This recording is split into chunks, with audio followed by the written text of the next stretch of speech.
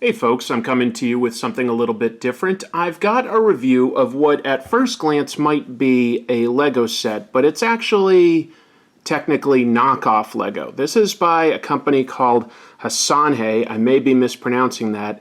I believe they're based out of the Philippines. I was recently in Hong Kong. I was looking in some toy stores. There were tons of Lego sets. Lego is very popular there, but there's also a lot of different knockoff Lego. Some of it is quite funny. Let me quickly show you this picture of a bunch of Star Wars knockoff Legos I saw at one stand on the street. You can see here that they have names like Space Battle, Star Plan, Star Winners, and Stars Wars. I don't think any of those names are enough to throw Lego or Disney off the scent. So anyway, I came to one store where they had this clearly Voltron set, although they called it Beastmaster. Again, it's not licensed.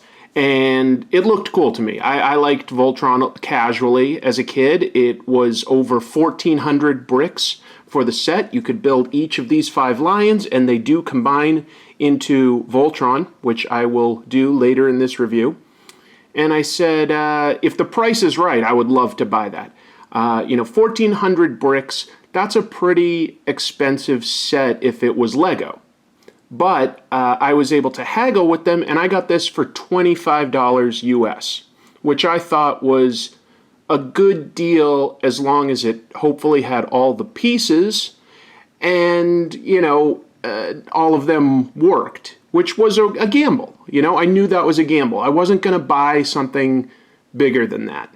I just couldn't justify that. But $25 I felt I could justify, and apparently I did luck out, because as you can see here, I've been able to build all the lions. It did in fact have all the bricks. And for the most part, they have good clutch power. For the most part, they stick together pretty well. When I got back to America, I was curious. I looked it up, and apparently Lego will be putting out their own Voltron set. So this was the company Hsanhe trying to beat them to market. I didn't really realize that at the time. I didn't know that I was buying like sort of a direct ripoff. I thought I was just sort of buying, a similar thing. Like, I thought I was maybe getting something closer to Mega Bloks, like a Halo or TMNT type set, and it was just something that was available abroad. But whatever. I have to say, after having built this, that while these lions are fairly impressive, it is a fun build. They hold together pretty darn well. I do think that Lego will probably address a number of structural issues that these have. So let's actually start going over each lion just a little bit, and hopefully I can sort of explain what I'm talking about. So there's actually 3 different sizes here. There's the black lion, which is the largest. The blue and yellow are the next biggest, and then the green and red are actually pretty small. So I'll just take the closest one here, which is the red lion, and you can give him these sort of laser guns on his front shoulders. That's kind of cool. There's some torso rotation there. The tail is on a ball peg, and each of these legs is jointed. So there's some decent sort of posability there. And I think that these would do okay if you simply wanted to pose them on a shelf or something. But if you wanted to play with them, I think you're going to have some issues. I'll show you what I mean, especially with the green lion.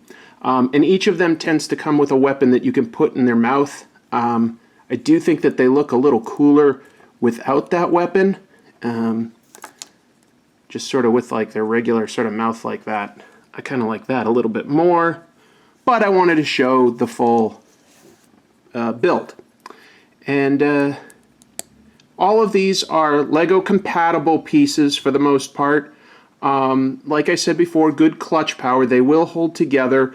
There are a few small issues. One thing is that you can actually see where in the injection mold they sort of break off. There's always sort of a divot on one stud somewhere on every single piece. There's always that divot. Now let me show you what Lego does, because you might not really notice this. This is a Lego piece, and first of all, one really impressive thing is that not only can Lego inject this ABS plastic into their mold and not have that divot, they actually have the Lego name stamped on each stud, which is really impressive when you think about it. So you have to like really look, and then you're like, oh, okay, this stud has just this faintest sort of thing there, but it's not a divot. It's not a it's nothing that like sticks up or out. So anyway, just obviously better overall injection molding process with Lego, better quality control. But you know, I expected that to a degree, and it's really not the worst. You know, it could have been worse. There could have literally been a little bit of missing plastic in the injection mold or something, or maybe the extrusion pins could make it so that, like, you know, the bottom is a little too uneven or rough. Like, this is just an example. Like, it's a little rough, a little uneven, but never so uneven that it didn't stick together okay. So we're good. But you will run into issues like this. Look at this. I'm going to hold this by the top, and I didn't pull that. Like this will not hold together. That's I don't know. Lego always has sort of a reinforcement process for anything that clicks together. This guy doesn't. Like, look, this is the same thing, the red one, but he will hold together if I hold it upside down. It's still actually a little bit loose there. But this one is just too loose, and there was no way I could like reassemble, you know, like flip this around or anything. It's loose. So can he pose as a lion? Yes. But he later is supposed to be an arm on Voltron, and I'll never be able to have that arm hanging down like this. He's always going to have to be up at an angle, or this will just slide apart. So that's sort of an example of the difference. Another example, and it's going to be hard to show this on camera, but look real closely at like the sort of smoothness or shine on these, and you'll see that there's a little bit of like fingerprints or something. That's because these pieces are just the slightest bit dirty. There's a little bit of it's very minor, very, very minor. I frequently would forget it, but every once in a while I'd get a brick where I just sort of noticed it was a little dirty. And I think what's happening is that when the pieces are coming off the assembly line, there's maybe just a little bit of grease or something like that in the machines that's getting on, you know, the actual bricks. Lego is, you just never think about it, but they're immaculate, they're clean. There's never a bit of grease or anything on it. These almost feel like they've been handled by kids a lot already, but they were in sealed bags. They do sort of feel new. There's no scratches or anything on it. It's just that they're just a little bit dirty. So anyway, but that's the Green Lion. He's got some interesting sort of armaments on his shoulders as well. Same posability. I like the look. I do like the look of each face. And technically each face is slightly different. They look similar, but they're slightly different builds at the face. Anyway, let's set these guys aside. This piece, I don't know if that's Voltron's shield maybe or something. That came as part of the Red Lion. So I'm really not quite clear on what this is. I'm just not enough of a Voltron expert to know what this is supposed to be. It looks sort of like a shield or something. I don't know. And you build the sword, and I think the sword looks very nice. It looks accurate to me. That was a fun build. Does it hold together perfectly? It's like, if you look really close, do you almost see how this is lifting just the tiniest bit here compared to here? Now, you know, I can push it together and it's okay, but it's just like the pieces might just be the tiniest bit warped or something, or just the tiniest little bit off compared to Lego, or even compared to something like a Mega Bloks. Just my opinion. for $25, I don't really care that much. But there is a quality difference. The actual feel of the plastic, I do feel feels very much the same. It's not like this feels lighter or flimsier or anything like that. So the actual plastic feels pretty much the same. Here's the yellow lion, which I think was actually one of the most fun builds. I like this little laser cannon he's got on his back, or her back. I don't know what this sort of like weapon is. I just am not enough of an expert. Sorry, I can't speak to that. But these things rotate and stuff, and when you turn it into Voltron, they just pop right off. They do feel a little loose, all these shoulder weapons. They all feel a little loose. But they hang on. Here's the blue lion. Again, like pretty cool like quad cannon there, and then this sort of like triple laser maybe. He has a really interesting weapon in his mouth. They all have slightly different colored eyes. I like these medium-sized lions. Very, very posable. Some nice sort of color interest along the back. Although even the smaller ones, you know, like that does have some color interest to break things up. It's not just red or just red and white. There's a little black, a little gray, a little yellow.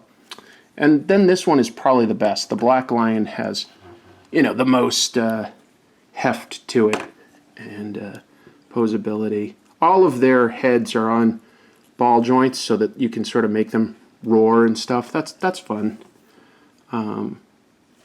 The wings move around. I like it. I really do. I don't think Lego would ever leave something like that exposed on the back. I think that their engineers would have, you know, a plate that covers that. When it's up, you know, it's basically upside down bricks. But whatever, and you know, you can sort of already see how this will be the body of Voltron. So it came with instructions. It looks sort of like this. This is the instruction sheet for putting all the lions together to form Voltron, so I'm going to do that in a minute. It was pretty clear. I didn't really get lost in the instruction steps. I don't think any of it was too confusing. It's not set up quite the same as Lego. There was 5 sheets total. One sheet like this, all the same size. One sheet for the black lion, one for blue and yellow, one for green, and then you flip it over and it's for red, and then this sheet to assemble Voltron. So not bad. One thing that was very difficult, though, was none of the bags are numbered. They were all just tons and tons of bags. I started sort of separating it by color, but there was actually plenty of mixed colors.